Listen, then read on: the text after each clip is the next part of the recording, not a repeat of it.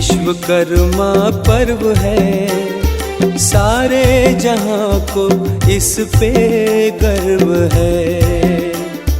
श्री विश्वकर्मा पर्व है, सारे जहां को इस पे गर्व है। हर दिल फिर से ये गाएगा, सुहाना संगम युग लाएगा। प्रभु प्रेम का रंग छाएगा, सुखमय संसार हो जाएगा। धरती पे अब स्वर्ग है। मंगलम अभिवादनम सत्यम शिवम सुंदरम। मंगलम अभिवादनम सत्यम शिवम सुंदरम। ओम शांति। भारतवर्ष त्योहारों का देश है।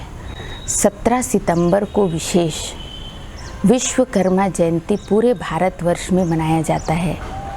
विश्वकर्मा जी को वास्तुकला का प्रथम इंजीनियर माना गया है। उन्हें सृजन एवं निर्माण का देवता भी कहा जाता है। मान्यता है कि विश्वकर्मा जी ने देवताओं के भवनों, औजारों और सिंहासनों का निर्माण किया था, इसलिए उन्हें वास्तुकला शिल्प देवता के रूप में पूजा जाता है। ऐसी मान्यता है कि सतयुग के स्वर्ग लोक का निर्माण, त्रेता युग के लंका का निर्माण और द्वापर युग के द्वारिकापुरी का निर्माण विश्वकर्मा जी ने ही किया था। साथ साथ श्री कृष्ण के आदेश पर सुदामा नगरी का निर्माण भी विश्वकर्मा जी ने ही किया था। और कहा जाता है कि पांडवों के हस्तिनापुर और इंद्रप्रस्थ का निर्माण भी विश्वकर्मा जी ने ही किया था। हर मनुष्य आत्माओं के अंदर कोई ना कोई कला अवश्य होती है। अगर हम उस कला को विश्व निर्माण के कार्य में लगाते हैं या विश्व कल्याण अर्थ लगाते हैं तो वो कला हमारी बढ़ती जाती है। लेकिन उस कला में अगर स्वार्थ पैदा हो जाता है तो वो कला कभी भी आगे नहीं बढ़ती या स्वयं या सर्व के लिए हितकारी नहीं होती। कोई ना कोई कला हर व्यक्ति के अंदर विशेष जरूर है। कला भगवान की एक दिव्य देन है। मुझे एक कहानी याद आ रही है कि एक बार एक सम्राट ने अपने राज्य में एक ढिंढोरा पिटवाया कि मेरे राज्य में ऐसा कोई शिल्पकार है जो मुझे अपनी कला के माध्यम से, अपने शिल्प के माध्यम से भ्रमित कर दे। मैं ऐसे कलाकार को मुँह मांगा इनाम दूंगा और अगर वो ऐसा नहीं कर पाया तो मृत्यु दंड भी दे सकता हूँ। तो एक युवक इस चुनौती को स्वीकार करके सामने आया और कहा कि मैं ये कार्य करूँगा। और 30 दिन की अवधि उसे दी गई और वह उस पुरुषार्थ में लग गया। समय बीतता गया, 30 दिन पूरे हुए। 30 दिन के बाद न ही वो कलाकार आया और न ही उसका कोई समाचार आया। राजा अत्यंत क्रोधित हुआ और खुली तलवार लेकर उस शिल्पकार के घर में गया। जोर से दरवाज़ा मारकर अंदर घुसा तो देखा कि सामने पलंग में शिल्पकार बहुत गहरी नींद में सो रहा है। राजा का गुस्सा आसमान पर चढ़ गया और वह तलवार लेकर मारने के लिए दौड़ा। तभी दरवाजे के पीछे छुपे शिल्पकार कहते हैं, महाराज, दोषी ये नहीं, दोषी मैं हूँ, क्योंकि वो जिसको आप मारने जा रहे हो वो तो मेरी बनाई हुई मूर्ति है। और इस प्रकार राजा बहुत शर्मिंदा हुए और उस शिल्पकार को मुँह मांगा इनाम दिया। ये थी उस शिल्पकार की अद्वितीय साधना का फल। पिकासो नाम का यह चित्रकार अगर गुलाब का चित्र बनाता था तो उस चित्र के आगे भौरे मंडराने लगते थे। अगर वो बिल्ली का चित्र बनाता था तो कुत्ता उसे घूरता रह जाता था। ये उस चित्रकार की कला थी। वास्तव में हर व्यक्ति के अंदर कोई ना कोई विशेषता जरूर है। हमें उस विशेषता को पहचानने की ज़रूरत है, स्व को पहचानने की ज़रूरत है। और अगर हम उस कला को विश्व निर्माण के कार्य में लगाते हैं तो वो हमारी कला बढ़ती जाती है। लेकिन अगर हम उस कला का गलत उपयोग करते हैं, स्वार्थ के लिए या दूसरों को कष्ट देने के लिए उपयोग करते हैं, तो वो हमारी कला स्वयं तथा दूसरों के प्रति कष्टदायी भी हो जाती है। इसलिए हर कला का उपयोग विश्व कल्याण के प्रति या स्व कल्याण के प्रति ही होना चाहिए। आज हम देखते हैं कि मनुष्य कर्म तो करता है, लेकिन उस कर्म के प्रति हमारी भावनाएं क्या है, ये कर्म में बहुत ज़्यादा रोल अदा करता है। उस कर्म के प्रति हमारी भावनाएं बहुत अगर श्रेष्ठ है तो उसका फल भी हमें बहुत अच्छा मिलता है। जैसे आपने वो कहानी सुनी होगी कि एक जगह पर मंदिर निर्माण का कार्य चल रहा था। 3 मजदूर काम कर रहे थे। एक व्यक्ति वहाँ पर गया और उस व्यक्ति ने पहले मजदूर से पूछा, आप क्या कर रहे हो? तो उसने कहा, आप देख नहीं रहे हो, पत्थर तोड़ रहा हूँ। मेरे किस्मत में तो केवल पत्थर तोड़ना ही लिखा है। वही दूसरे मजदूर से जाकर पूछा कि आप क्या कर रहे हो? तो उसने कहा, परिवार पालने के लिए मजदूरी कर रहा हूँ। और तीसरे मजदूर के पास जाकर पूछा, आप क्या कर रहे हो? तो वो बड़े खुशी से जवाब देता है, मैं भगवान का मंदिर बनवा रहा हूँ। और उसके चेहरे में जो खुशी थी, वो परमात्मा के प्रति जो भावना झलक रही थी, वो खुशी खुशी से आनंदित होकर उस निर्माण कार्य में लगा हुआ था। कुछ वर्ष के बाद वो व्यक्ति पुनः वहाँ पर आता है। तब तक वो मंदिर के निर्माण का कार्य पूर्ण हो चुका होता है। तभी जो पहला मजदूर था उसको देखा कि वो कोई मतलब आज भी बगल में एक और निर्माण का कार्य चल रहा था, वहाँ पर वो पत्थर ही तोड़ रहा था।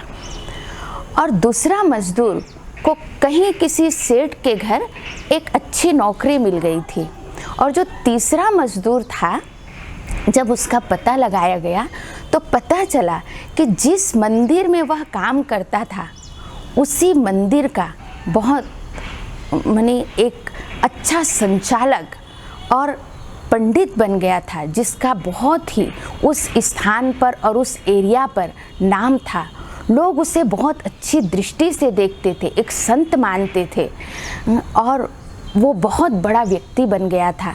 तो इस प्रकार हम देखते हैं कि अगर हम जैसी भावना से उस कार्य को करते हैं, उस भावना से वैसा हमको फल मिलता है। इसलिए उस कार्य के प्रति हमारी विश्व कल्याण की भावना होना बहुत ज़रूरी है। साथ साथ किसी भी कलाकार के प्रति हमारा बहुत सम्मान होना चाहिए, क्योंकि कला हर एक व्यक्ति में नहीं होती है। कला एक भगवान की उच्चतम देन है और कलाकार के प्रति हमारा सम्मान होना बहुत ज़रूरी है। चाहे वो कलाकार कैसा भी हो, उसके अंदर कला है, माना वो महान है। एक कहानी मुझे याद आ रही है कि एक बार एक जगह पर प्रदर्शनी लगी हुई थी।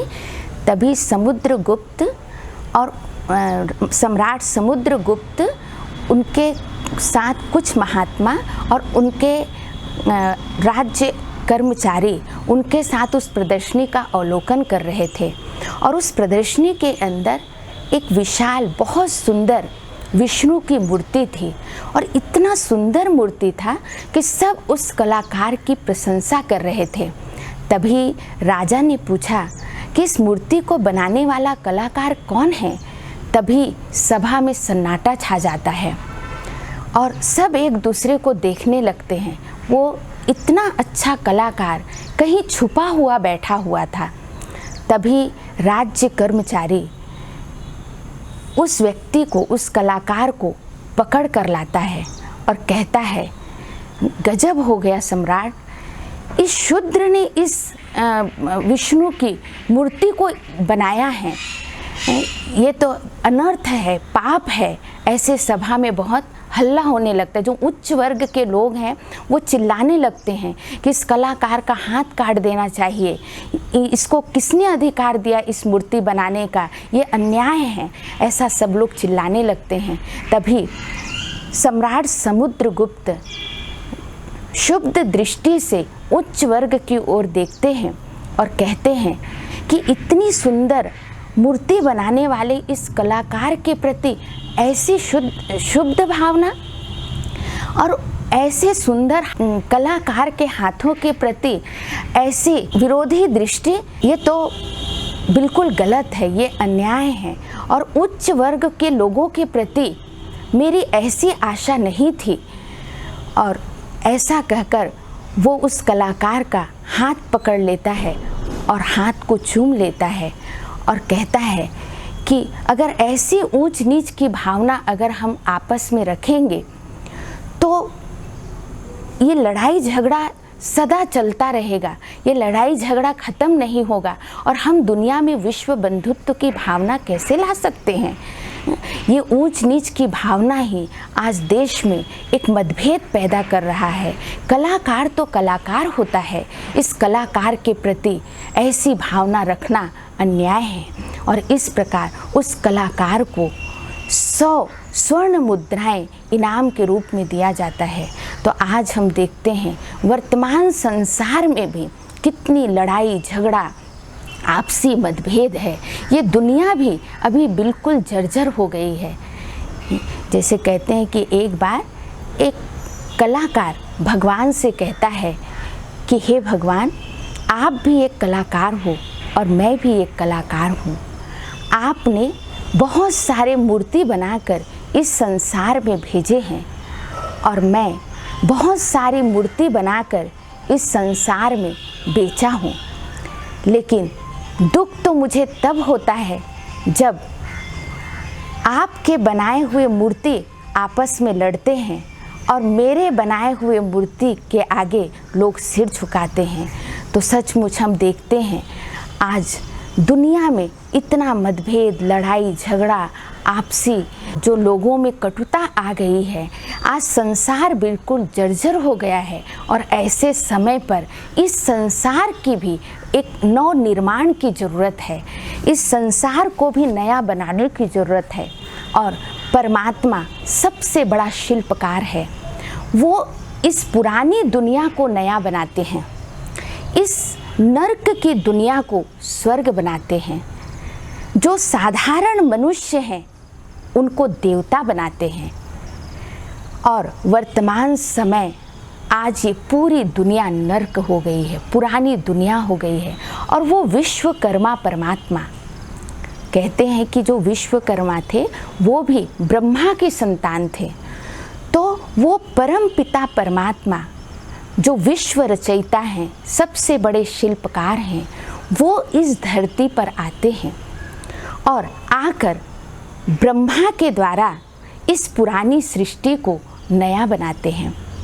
परमात्मा सत्य ज्ञान के द्वारा हम आत्माओं के संस्कारों को परिवर्तन करते हैं, हमारे अंदर दिव्य संस्कार बनाते हैं। जिस दिव्य संस्कार के द्वारा हम स्वयं को परिवर्तन करते हैं और स्व परिवर्तन से ही ये विश्व परिवर्तन का कार्य होगा। तो आइए हम सभी मिलकर इस पुराने संसार को, इस नरकमय संसार को नया बनाएं, परमात्मा के इस कार्य में सहयोगी बने। जितना हम स्वयं का निर्माण करेंगे, स्वयं को बनाएंगे, तो स्व परिवर्तन से संसार परिवर्तन होगा। यही परमात्मा के कार्य में सहयोग देना। जो बच्चे परमात्मा के कार्य में सहयोगी बने, वास्तव में वही सच्चे विश्वकर्मा हैं, जो इस संसार को अभी वर्तमान समय नया बनाने के कार्य में लगे हुए हैं। हम सब मिलकर परमात्मा के इस कार्य में सहयोगी बनकर इस विश्व को नया बनाने का कार्य करें। ओम शांति।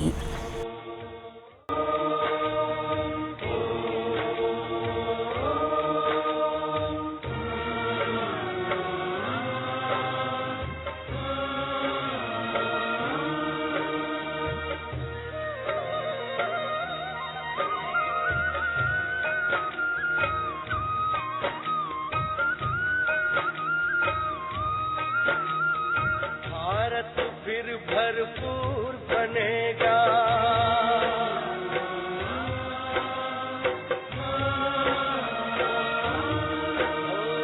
भारत फिर भरपूर बनेगा, कोई नहीं कमी होगी।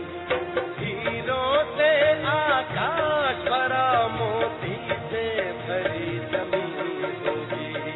भारत फिर भरपूर बनेगा।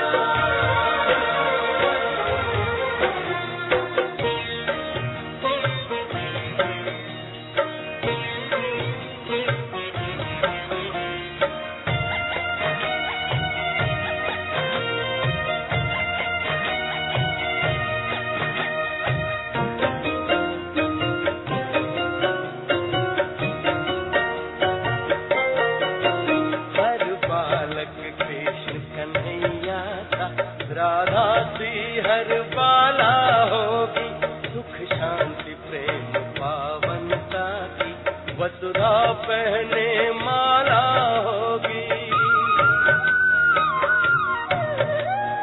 हर बालक कृष्ण कन्हैया सा, राधा सी हर बाला होगी, सुख शांति प्रेम पावनता की वसुधा पहने माला होगी। नर होंगे श्री नारायण और नारी श्री लक्ष्मी होगी। नर होंगे श्री नारायण और नारी श्री लक्ष्मी होगी। हीरों से आकाश भरा,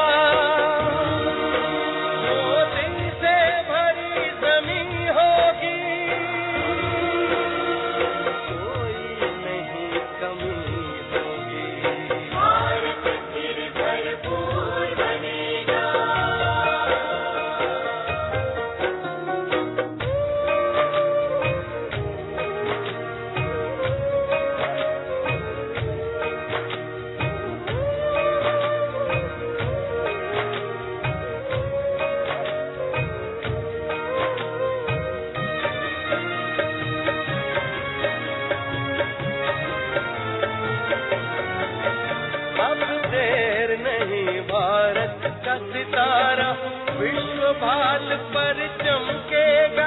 नारी शक्ति पूजित होगी, सौभाग्य का सूरज दमकेगा। अब देर नहीं, भारत का सितारा विश्व भाल पर चमकेगा। नारी शक्ति पूजित होगी, सौभाग्य का सूरज दमकेगा।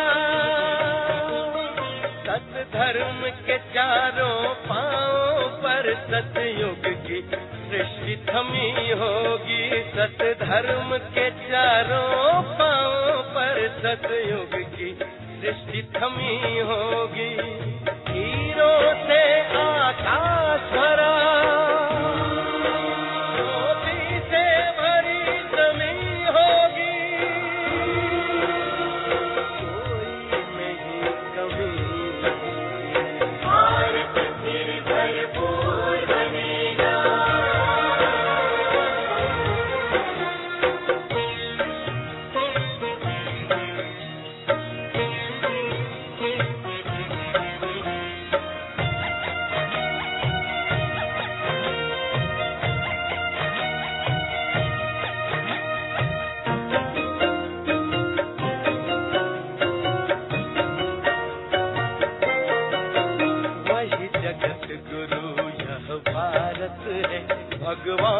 जहाँ पर आते हैं, गीता गंगा गौ गायत्री का से मान बढ़ाते हैं।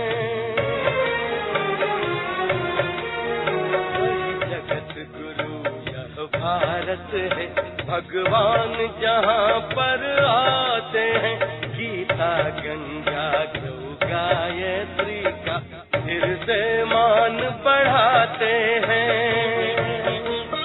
है धन्य धन्य अपनी माटी जो फिर से देव भूमि होगी, है धन्य धन्य अपनी माटी जो फिर से देव भूमि होगी। हीरों से आकाश भरा, मोती से भरी जमीन होगी, कोई नहीं कमी होगी। भारत फिर भरपूर बनेगा, कोई नहीं कमी होगी। हीरों से आकाश भरा, मोती से भरी जमीन होगी। भारत फिर भरपूर बनेगा, भारत फिर भरपूर बनेगा, भारत फिर भरपूर बनेगा, भारत फिर भरपूर बनेगा, भारत फिर भरपूर बनेगा।